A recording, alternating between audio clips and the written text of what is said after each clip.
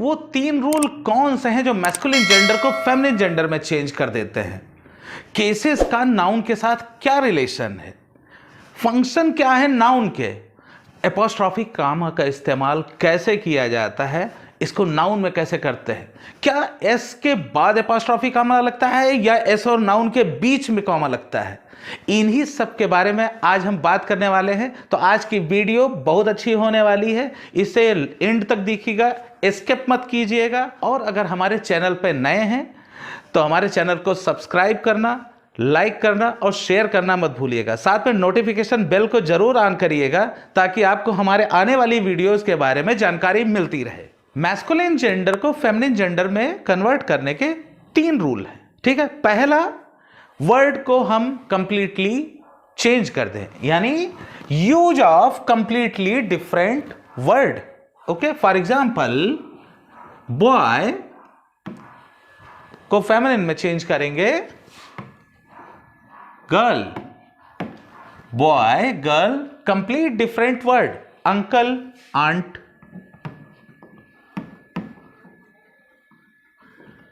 Father mother. ये examples क्या हैं? ये हमारा पहला रूल है कि हमें पुल्लिंग से स्त्रीलिंग में बदलना है तो कंप्लीट वर्ड ही चेंज कर दे, ठीक है। दूसरा आता है इस्तेमाल ईएसएस का और आईएनई का, ठीक है। अब इस्तेमाल ईएसएस का कैसे करेंगे? For example actor actress, actor actress, mister mistress. अगर आप देखें, जैसे मैं एक छोटा सा एग्जांपल देता हूं, टाइगर। टाइगर क्या क्या होगा? TIGERES,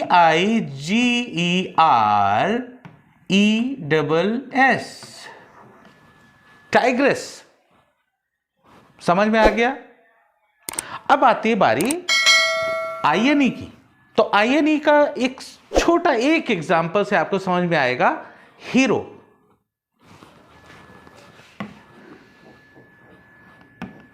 तो हीरो का फेमिनिन जेंडर स्त्रीलिंग क्या होगा? HEROINE, हीरोइन, ठीक है। आगे बढ़ते हैं। Change in the beginning or last in the noun. कोई भी वर्ड है उसके या तो स्टार्टिंग में हम चेंज कर दें या लास्ट में चेंज कर दें। फॉर एग्जाम्पल मैंने कहा ग्रैंड फादर, तो मैंने क्या किया? यहां फादर को मैंने चेंज करके मैंने इसे कह दिया मदर। कंप्लीट सेंटेंस क्या हुआ? ग्रैंड मदर, ठीक है। और क्या करते हैं इसमें चेंज? लैंड लॉर्ड, मकान मालिक, जमीन का मालिक। लैंड लेडी, मकान मालकिन या जमीन की मालकिन। ऐसे ही अगर बात करें हम पीकॉक की, पीकॉक, तो पीकॉक यानी मोर। तो PEACOC के पीकॉक, मैं कॉक हटा दे रहा हूं, मैं वहां कर देता हूं हेन, पी हेन। वो क्या होगा? मोरडी। अब ये तो हुआ, मैंने नाउन के लास्ट में चेंज किया। अब अगर बिगिनिंग में चेंज करना हो तो सबसे बेहतरीन एग्जांपल है इन लॉज का।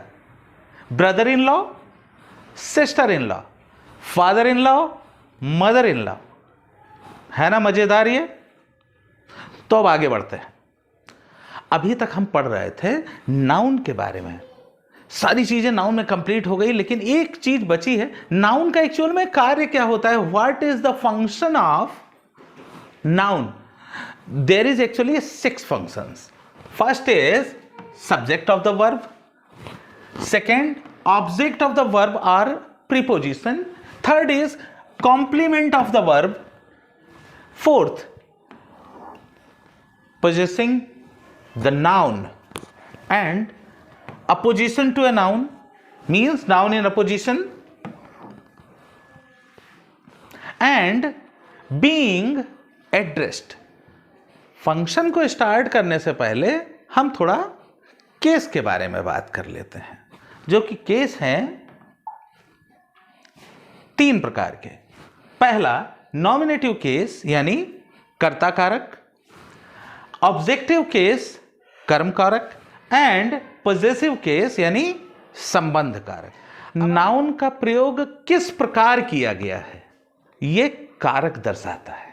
ठीक है, नॉमिनेटिव केस है अगर, तो नॉमिनेटिव केस का मतलब है सब्जेक्ट का इस्तेमाल कैसे हुआ है। ऑब्जेक्टिव केस है यानी ऑब्जेक्ट का इस्तेमाल कैसे हुआ है। पॉजेसिव है, संबंध को दर्शाएगा। ठीक है, तो आगे बढ़ते हैं हम नॉमिनेटिव केस पे। नॉमिनेटिव केस, जब किसी नाउन का यूज सेंटेंस के वर्ब के सब्जेक्ट के रूप में होता है तो क्या कहलाता है? Nominative case. For example, Mohan writes a letter। अब यहां आपको ध्यान देना है, ये मोहन क्या है? सब्जेक्ट है,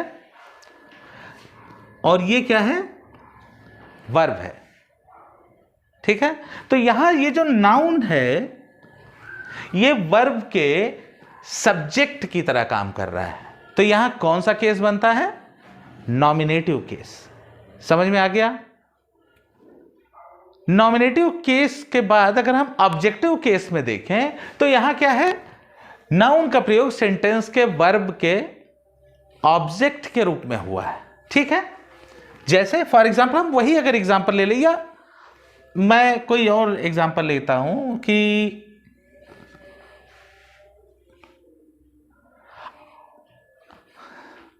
Rahul is eating mango. Rahul is eating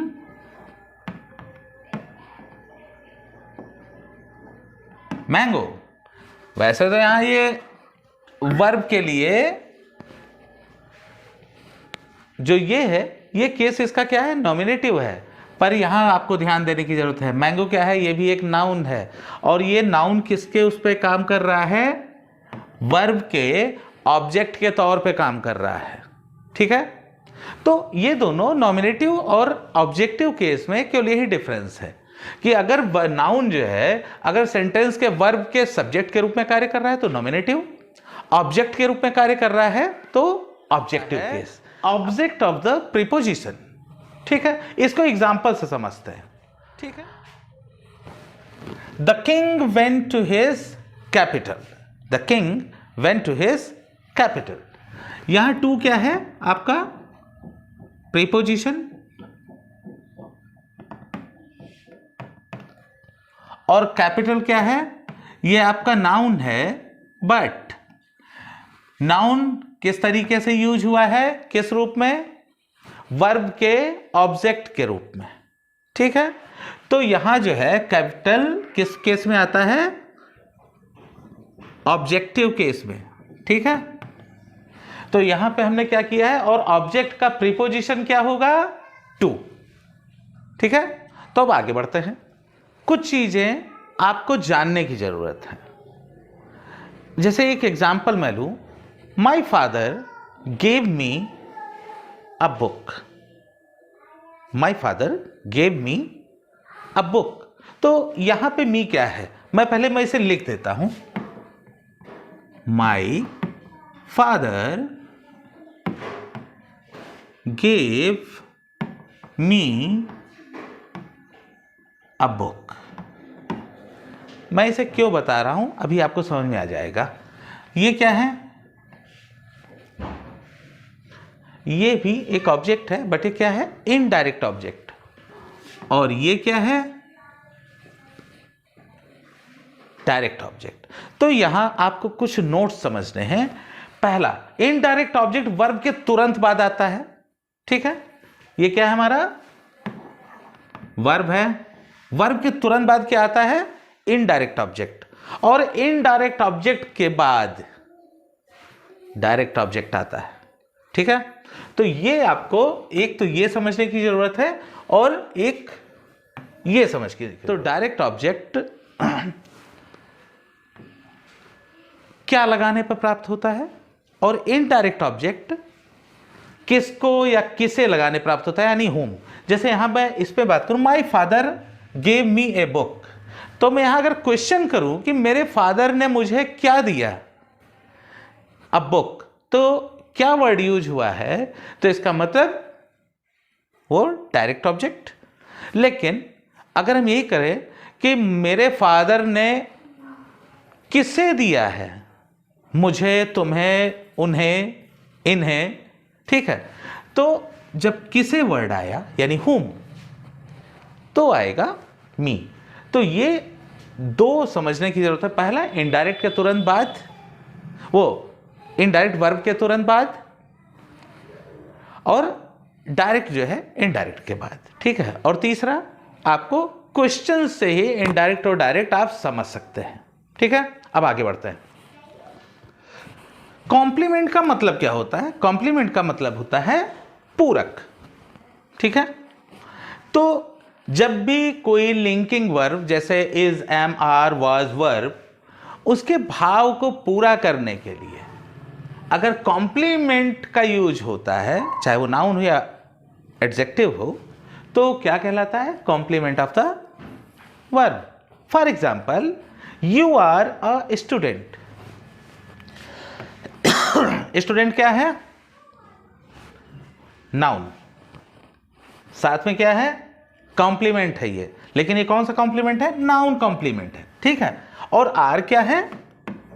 are आपका लिंकिंग वर्ब है, जिसको आप कह सकते हैं ऑक्सिलरी वर्ब टू। दूसरे एग्जांपल से समझते हैं। Old man was ill. Ill क्या है? एडजेक्टिव है, विशेषता बता रहा है, ठीक है। और यहां पे वॉज क्या है? Linking verb. तो यहां ये कौन सा है? Adjective complement. समझ में आ गया आपको? तो अब आगे बढ़ते हैं। किसी चीज से संबंध या अधिकार प्रकट करने पर नाउन का यूज पॉजिटिव केस में होता है। ये किसका है? ये राहुल का है। ये पेपर किसका है? Rahul's paper. तो हमने यहां लिखा राहुल्स पेपर। इसका मतलब है का या की। राहुल की किताब, राहुल्स बुक। एग्जाम्पल, रामा's बुक, ठीक है।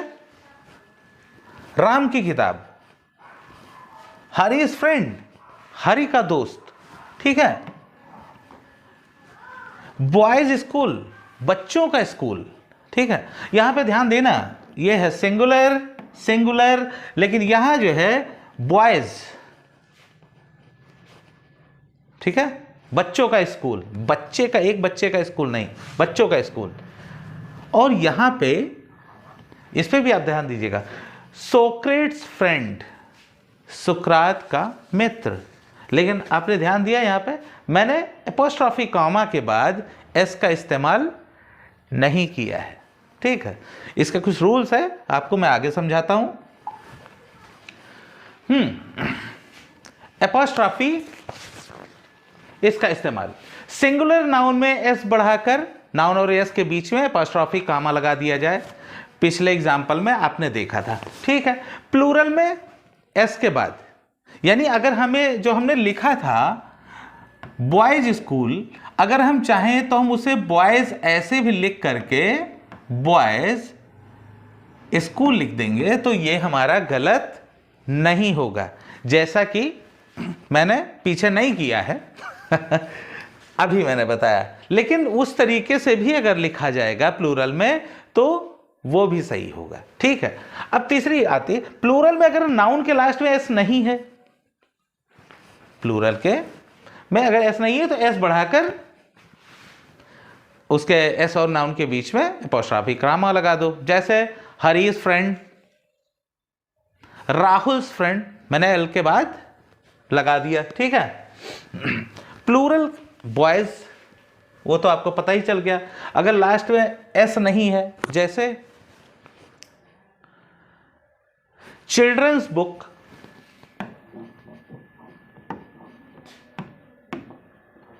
चिल्ड्रन, अब यहां पे देखो इसमें प्लूरल है ये, पर यहां पे लास्ट में एस नहीं है, तो ऐसी सूरत में हम क्या करेंगे, उसके बाद मैं एस लगाऊंगा और लिखूंगा चिल्ड्रंस बुक, बच्चों की किताब, या मैंस क्लब, एक और मैंस क्लब, मैंस सलून, ठीक है।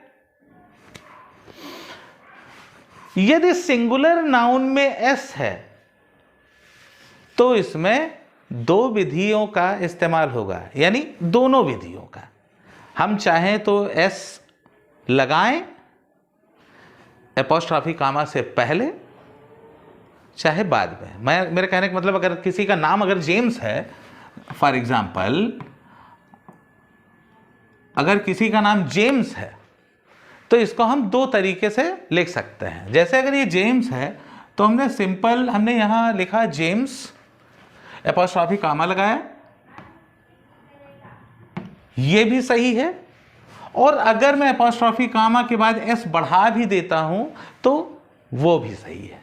तो एपोस्ट्रॉफी का इन्हीं तीन तरीकों से है इस्तेमाल, सिंगुलर में एस बढ़ाकर, प्लूरल में एस के बाद, प्लूरल में नाउन के लास्ट में एस नहीं है तो एस बढ़ा दो, ठीक है, और बीच में नाउन के बीच में लगा दो, और आखिरी वाला अगर जो है लास्ट में एस है, ठीक है, किसी भी नाउन के, अगर वो सिंगुलर है तो प्लूरल की बात नहीं हुई यहाँ लास्ट में, ये सिंगुलर है तो वहां आप दोनों विधि का इस्तेमाल कर सकते हैं, या तो एस बढ़ा के बीच में, या जो है जो पहले से ही एस है उसके आगे, ठीक है। समझ में आ गया? तो अब आगे बढ़ते हैं। नाउन्स इन अपोजिशन बहुत बेहतरीन है। अपोजिशन क्या होता है? मतलब आसपास, यानी जब किसी हमने दो नाउन यूज करें और उसके दोनों का मतलब किसी एक के लिए ही हो। For example, Virat Kohli our captain is a good player. Definition एक बार आप देख लो, जब दो नाउन से एक ही व्यक्ति या वस्तु प्रकट हो तो दोनों नाउन का एक ही केस होता है। ऐसे केस में क्या होता है? केस इन अपोजिशन होता है। विराट कोहली,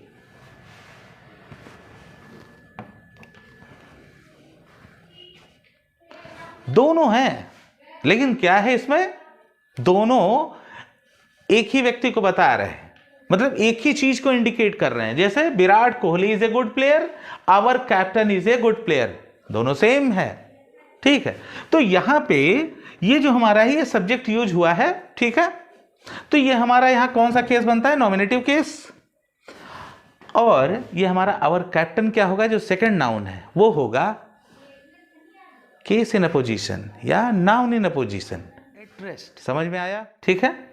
ये आखिरी फंक्शन है हमारा, जब भी किसी नाउन का प्रयोग किसी वस्तु या व्यक्ति को संबोधित करने के लिए इस्तेमाल होता है तो वहां क्या होता है? वोकेटिव केस होता है। जैसे for example, boys do your work, या come into the garden Rahul, Rahul बागीचे में आओ, ठीक है। तो यहां मैंने क्या किया, जो नाउन है बॉयज और Rahul, they are being indicated. Understood? How? Someone, जैसे मैंने ही कहा बच्चों अपना काम करो, तो मैंने इंडिकेट किया है बच्चों को। मैं किसको संबोधित कर रहा हूं? बच्चों को। कम into the garden Rahul, मैंने राहुल से कहा, मैंने राहुल को इंडिकेट किया है, कम इन टू द गार्डन। समझ में आया? तो जिस नाउन को इंडिकेट किया जाए उसका वोकेटिव केस होता है, जैसा कि मैंने अभी डेफिनेशन दिया था। ऐसे नाउन्स का प्रयोग नॉमिनेटिव ऑफ एड्रेस में होता है।